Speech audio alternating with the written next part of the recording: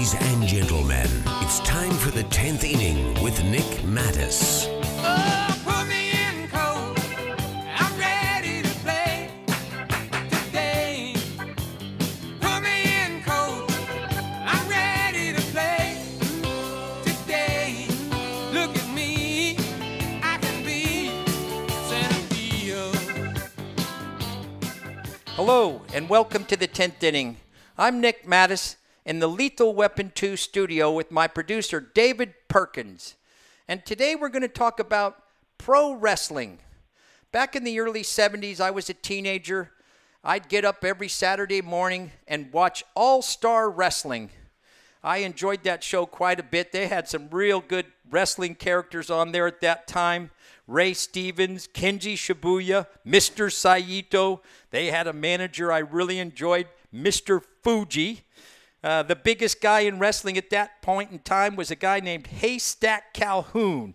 And he was a big guy, come out in overalls, and you'd always say he had egg yolk running down his chin. Cracked me up all the time. But those were the big stars of wrestling at that point, and always enjoyed it when I'd see Miss Wrestling walk over and put the star next to the wrestler's name. And, you know, that was my first beginning of my love for pro wrestling. And every Saturday morning, as I mentioned, I'd look forward to getting up in the morning and watching All-Star Wrestling. And that was in the early 70s. And by the mid-80s, actually early 80s, Saturday Night Main Event came around. And that was different because it was on a Saturday night, come on at 11:30 at night. And by that time, I was well into pro wrestling.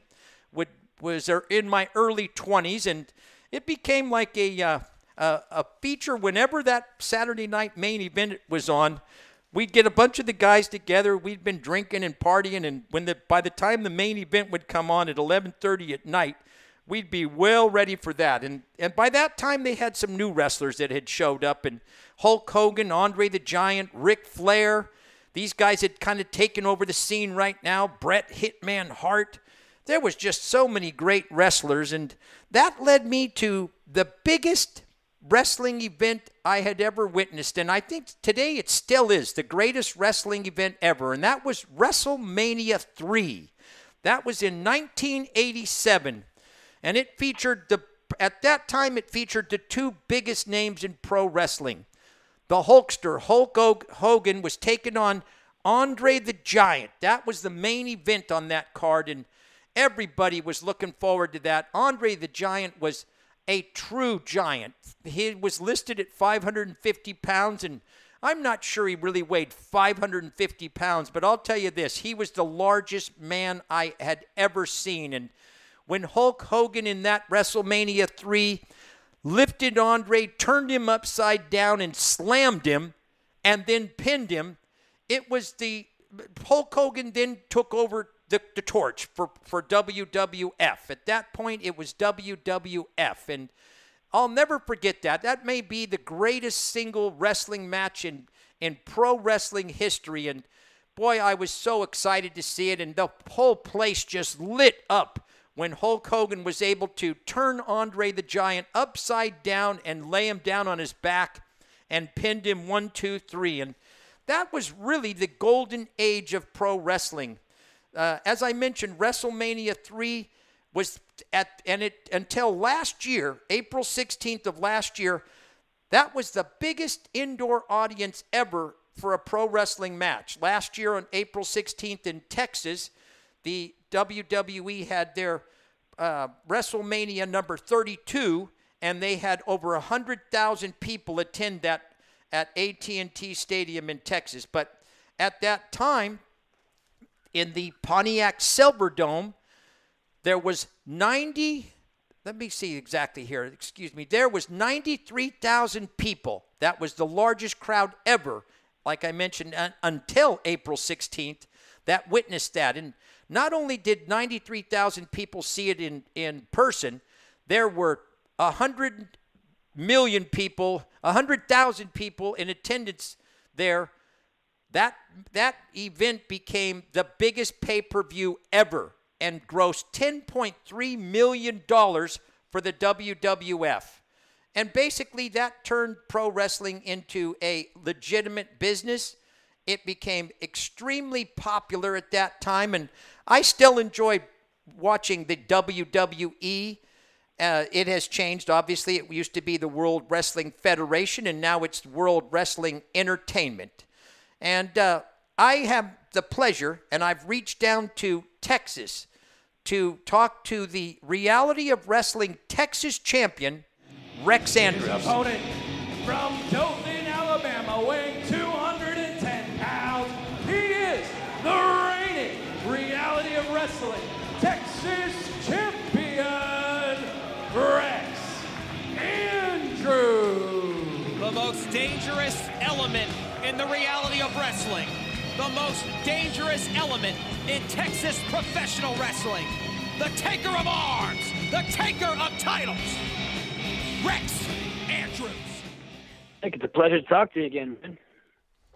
Well, Rex, I'm a big pro wrestling fan. I've been one since I was in my I was an early teenager. I'm just turned 62 here recently and have been a super fan, and I'm a super fan of yours. I got to tell you, I go on the internet and I watch Reality of Wrestling. There, Booker T's got that excellent federation going down there. And yeah, available on YouTube. Yeah, and you've been the champion for quite a while, and now not only were the champion there, now you're the Texas champion. Tell us about how you first got hooked up with Booker T. Man, I started wrestling out in Southern Alabama when I was 16 years old for a really small federation. And just coming up, I realized I wanted to do bigger things. So when I turned 18, I moved out to Houston, Texas, and decided I was going to train with the best. So I got hooked up with Booker T, and I've just kind of been working with him ever since. Hold on a minute, Charlie. Excuse me, Rex. I got a cat in the bag here, and he's trying to get out, but I don't want him to get out yet. Okay, I'm going to keep this cat in the bag. I'm going to keep this cat in the bag until the end of the show here. But Rex, when somebody decides to be a pro wrestler, did you decide you wanted to be a pro wrestler when you were in high school? Did you wrestle in high school? No, we didn't have that option. Very early on, I started watching wrestling pretty obsessively when I was 9 years old. And, kind of at that point, I decided that I wanted to do wrestling, and I couldn't really think of anything else I wanted to do. So, just up until high school, just waiting for the opportunity to do it. And that's what got me started so young at 16 doing pro wrestling, was that I had no outlet like amateur wrestling. Now, that's interesting. Most of the high schools around here, they have wrestling, and it's a different type of wrestling. Obviously, pro wrestling is a complete different style. I think the wrestling they do here in high schools is called Greco-Roman or something like that. And amateur wrestling. I'm again, a small town in Alabama. When I say small, I mean a graduating class of like 80 people. There's just not enough people, and not enough things to have something like the amateur wrestling team. It was all high school football in Alabama. Yeah. When you were watching wrestling, who were the wrestlers that you kind of gravitated towards? I always liked the more athletic guys. The Kurt Angles and the Eddie Guerreros were the guys who really caught me, who could do really athletic stuff, but made it incredibly entertaining. Triple H, Shawn Michaels were always two of my favorites. The main eventers were the main eventers for a reason, right? Yeah, I always enjoyed Shawn Michaels. They were a little bit, I don't know what the class, they've called that weight class where the guys aren't really much bigger than 200 pounds. They have a lot of different names for that weight class, but I really enjoyed that class because you get a lot of wrestlers that try a lot of moves that are, very dangerous type moves. They're flipping off the top rope. They're,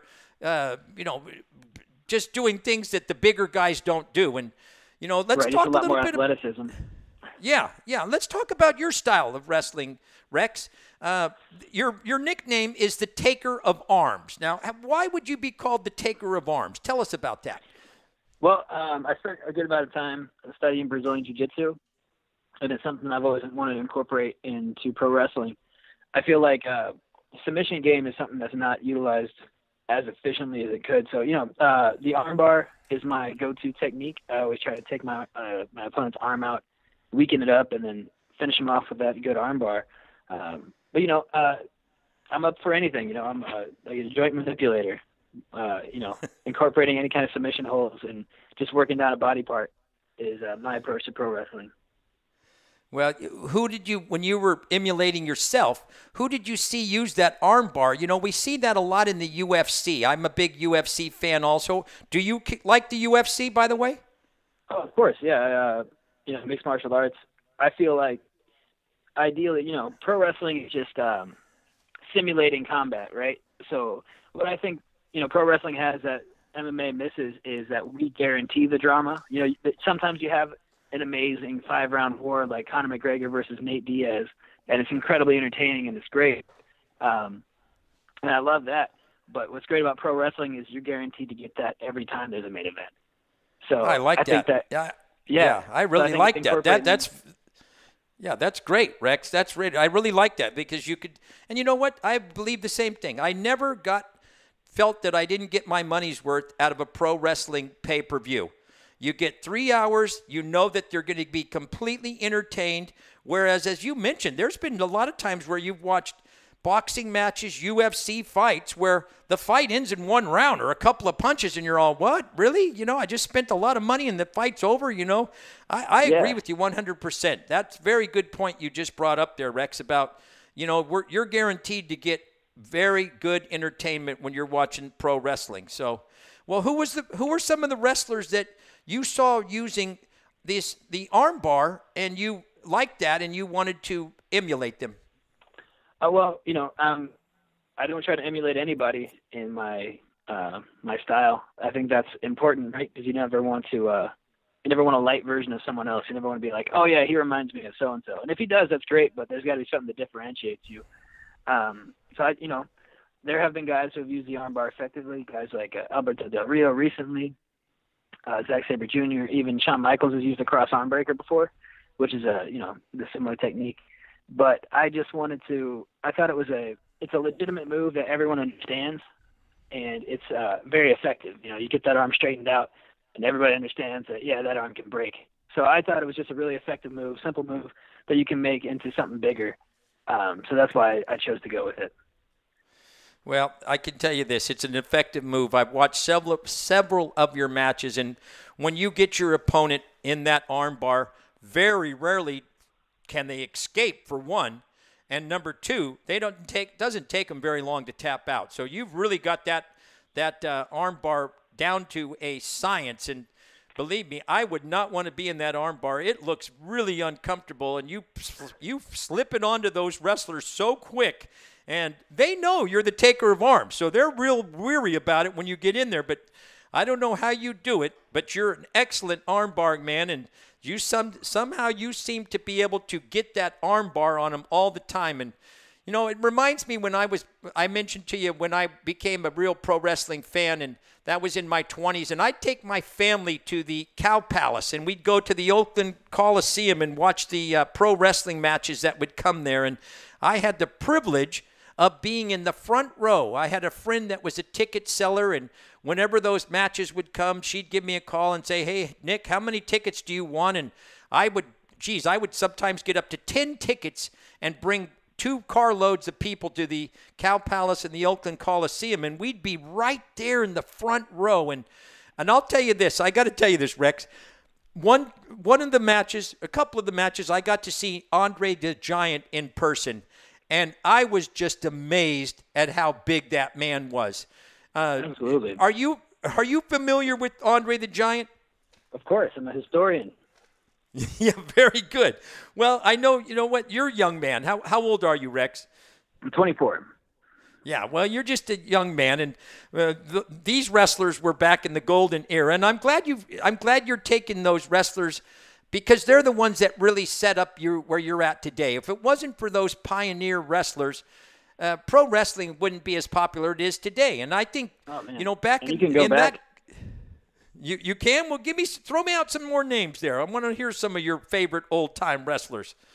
Oh, well, I'm just like, if you haven't seen Terry Funk versus Ric Flair in the I Quit match, like, you have to watch that on YouTube. You have to see the classic matches that Ricky Steamboat and Ric Flair had.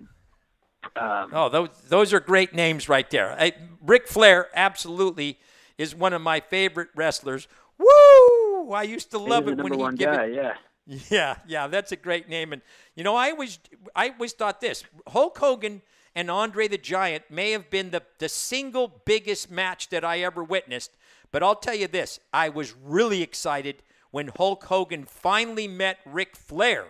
And they were both a little bit long in the tooth when they met. But those two wrestlers were fabulous. And that was really, really great to watch those two big names square off. Did you get any opportunity to ever see any of their matches? Oh, absolutely. Yeah, I've gone back and watched those. Yeah, it's, even on if you think how if you're talking about WrestleMania 3, one of the best matches of all time is Randy Savage versus Ricky Steamboat, which is from that same show. It's a really good match from WrestleMania 3. With Miss Elizabeth, the manager. That reminds me. Yeah. Have you ever thought about getting a manager, having a manager? No, I haven't. It's just not something I really feel like I need to add to what I'm doing. Well, that you might think about it in the future because there's some pretty good managers in the past that have made a big impact on their wrestlers, and especially during a match. My favorite manager back in the day was Mr. Fuji. Are you? Do you? Yeah, Mr. Fuji would come out with a cane, and he would walk around the outside of the ring, and every once in a while, when the referee wasn't looking, Mr. Fuji would poke that wrestler or knock him with the cane, and a lot of times it had a little bearing on who was going to win that match. And Bobby the Brain Heenan, Ted DiBiase, Jimmy Hart, these guys what about Captain Lou Albano? Captain Lou. With the rubber band, he'd tie around his chin with his little hair on his chin. He'd tie that. Yeah, there's He's a great best. one. Yeah, very good. I like that. And the women managers did a good job too. Miss Elizabeth, Scary Sherry, the fabulous Moolah. She might have been the greatest pro wrestling woman I ever watched, and she was involved in the WWE for quite a long time. I don't know if she may still be. I don't see her much, but no. Yeah. Well, let's talk a little bit. Let's talk a little bit more about you, because I know you did something that was pretty amazing. And when we were talking a little bit, you said you went to work with the Great Khali. And if fans aren't up to the Great Khali, he is a 7-foot giant, okay? And he fought for several years for the WWE there. And how did you meet the Great Khali? And tell us about your trip back east. Sure, yeah. So the Great Khali, like I said, former world champion, just a humongous man. He was going back to India to bring professional wrestling to the country. It's enormously popular in the country, but there was no actual live wrestling there, no homegrown talent. So Khali went to open a school, and with him being a giant and being a little older, he didn't have the mobility to teach the basics. So he went to Booker T, asked him if he had anybody he could recommend to help, teach the basics and get people started. So I went out there and served as a head coach for the Great Khali's wrestling school for 4 months in Jalandhar, Punjab, India. And out there, got to teach pro wrestling to a lot of amazing people and learn a whole new culture. Man, it was a really amazing experience. How were you able to? What about the language? Was that a problem for you to overcome? Yeah. So one thing they always say is wrestling is a universal language because it's all body language, right? Yeah. Some of the things you have to understand of like how to protect yourself and how to do certain things, how to be translated. And it was, pretty difficult with 60% of the people not speaking English at all. Some of them not even speaking the same language as each other. Some spoke Punjabi, some spoke Hindi. So it was definitely a challenge, but those guys learned so much, and the work ethic was amazing. Those guys, it was like 117 degrees at like 8 o'clock at night. And these guys were out there wrestling for 4 hours, just working hard every 5 days a week. No, sorry, 6 days a week. Wow, that's unbelievable. You're back here now in Texas. You're the wrestling champion there in Texas. Have you had any contact? How is that club doing now that you left? Yeah, luckily with Facebook and YouTube, I get to watch the guys that I train put on shows. They're doing weekly shows now, and one of my favorite students is actually like their heavyweight champion now. So I'm happy to see that. Happy to watch their matches and see how they're doing. That's really exciting. I've never been in the Eastern country, and I'm not sure that's somewhere I'm ever going to get a chance to go. So you really had a special trip there to go there and see the country. How is the country doing, Charlie? You know, Excuse me, Rex. it was, Excuse me. Hey, Charlie's this cat that's trying to get out of the bag right here, okay? Keep him in the Right. bag, would you, David? Okay? All right.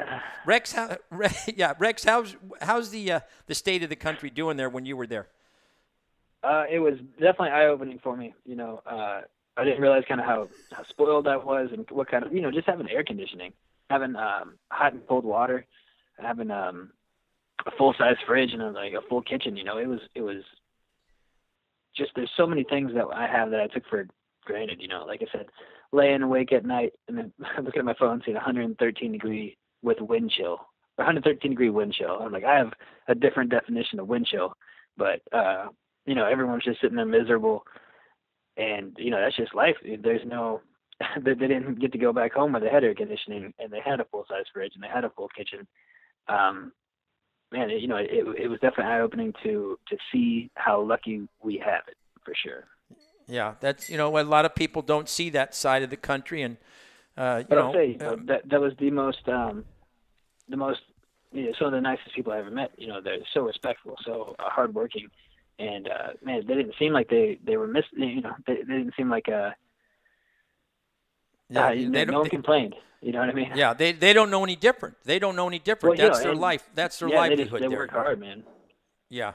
They live Well, then life. after that, you came back home and you became the Reality of Wrestling champion. Tell us how that went. You know, you came back Reality from Wrestling television champion, yeah. initially, that was, and now you're the Texas champion. So you've obviously been on a great roll. Tell us about this role, because I don't believe, I've been looking up, and I don't think you've lost a match or lost your championship in a long time. Yeah, I Matter of haven't. fact, if I recall, you didn't lose the television championship. You kind of gave it back to Booker T and said, you know what, I'm going to go on and become the Texas champion. Take this belt back. Is that right? So what happened was I came back shortly after returning. I won the television championship, and I held that for 7 or 8 months. And then Booker had this concept that he wanted to introduce of the Texas championship, which is kind of harking back to the old days of the traveling NWA champion. And, you know, where the champ would go to these different towns and defend the championship. That's what the Texas title became. So he, after one of my matches, he comes out to the ring, and he presents me with the Texas title, and I just have to give him the television championship back. So, yeah, basically he wanted me to represent the company traveling all across the country. Like this weekend, this Saturday, I'll be in Georgia defending it. And then I'll be back in San Antonio the next night. You know, I'm traveling all over the place defending the Texas Championship, representing Reality of Wrestling, and getting more names or getting more eyes on the product. Well, that's exciting that they've asked you to be the face of the federation there, of the Reality of Wrestling there. Tell us a little bit about your character. Are you a good guy? Are you a bad guy? Yeah, you know, typically I play the villain. You know, the bad guy. I'm just a nasty guy, man. I go in there and I'll beat you up. I'll take your arm. I'll do whatever it takes to, you know, I'm a tactician is what it is. I'm a guy who's like trying to play the game a few steps ahead. I'm going to look for the holes in your game, and I'm going to pick you apart. So, you know, that kind of makes me the bad guy because I'm looking for the opportunities. When you're entering the ring, do the fans, are they giving you a little bit of the business, or are they clapping for you? How do the fans? It depends. At my home in Houston, Texas, I have a little bit of a following. I think people just kind of, you know, like with anything, people appreciate good work. You know, I put on good matches for those guys, and they appreciate it. But typically when I go to new places, you know, I'm defending the championship against the hometown hero. So it's, you know, when you go into Oklahoma or you go into Georgia and you have a giant Texas on your belt, people immediately want to boo you. So it's easy. Well, you know how it is when in pro sports, any team that's won the championship, every time that team comes up on that game that they're going to play, everybody wants to beat the champion. Okay, and oh yeah, you know, everybody hates the Patriots. Yeah, and you know what? That's what's happening here with the Golden State Warriors too right now. Yeah, Okay, exactly. They've been winning a lot of games here for a long time, and a lot of people don't want to see them win it again. And obviously, the Golden State Warriors here, that's the big team for us, and we're hoping they win another championship. But I guarantee you, around the country, every person that probably wants them to get knocked off. But I'm going to put you on the spot here. I'm going to ask you a question. I don't know if you know this. I'm hoping you might have some kind of an idea. What would you say your professional record is as a pro wrestler? Oh man, That's a tough question. I don't know. Yeah. Well, when was the last time you lost a title? You said you were the Reality of Wrestling television champion for 7 or 8 months. Now you've been the Reality of Wrestling Texas champion since then for how many months? You haven't lost the champion. Yeah, you haven't lost the championship in over a year. Yeah, I haven't lost a title since 2013. But matches in pro wrestling, especially, if you're not the champion, you have your ups and downs. But luckily, these last couple of years, and with the hard work I've been putting in, I've been able to hold on to everything. It's been a while since I lost, but to me, a lot of times it doesn't come down to your win-loss record. At the end of the day, wrestling is entertainment. Everybody wants to be the champ, right? But it's all about the, like you said, like we talked about earlier, the entertainment value of your dollar. I want the fans to be entertained. I love that. You know what? And that's why you are the face of Reality of Wrestling, because Booker T sees the same thing out of you. What's your plans now? What's the future hold for Rex Andrews? What's going on? Man, traveling all over the country. Next weekend I'll be traveling to Qatar or Qatar, whichever you call it, to defend the Texas Championship internationally for the first time. It's a big Saudi deal Arabia? You're heading to Qatar. Saudi Arabia. Well, Qatar is its own country. Okay. Wow. But out there near Saudi Arabia. Yeah. So I'll be out there defending the Texas Championship. Taking Reality Wrestling International on a really big show. So that's pretty exciting. That's unbelievable. Congratulations. How long is that stay going to be? We're going to be able to watch that. It's how long? 3-day trip. It will be filmed and it'll be aired on the Reality Wrestling YouTube page. But yeah, it's 3 days because I have to get back to defend the Texas Championship next week. There's no time to waste. My God, you are busy. So, this cat I got here is trying to get out of the bag here, and I'm trying to keep him in here. But got a couple more questions here for you. Do you remember when you were first? You mentioned you were 9 years old. Okay, that you first started getting into pro wrestling, but I got a kind of a feeling that you probably might have been introduced to pro wrestling a little early, and I'm going to have to let the cat out of the bag right now. I'm sorry to say, but the cat's coming out of the bag, and Rex is my grandson. My grandson. I'm his godfather. Okay, I'm the godfather, and I introduced you to an old wrestling buddy named Hulk Hogan when you were 2 years old. Do you remember that old wrestling buddy? Yeah, I remember us wrestling around back in the day with in the pool and things like that.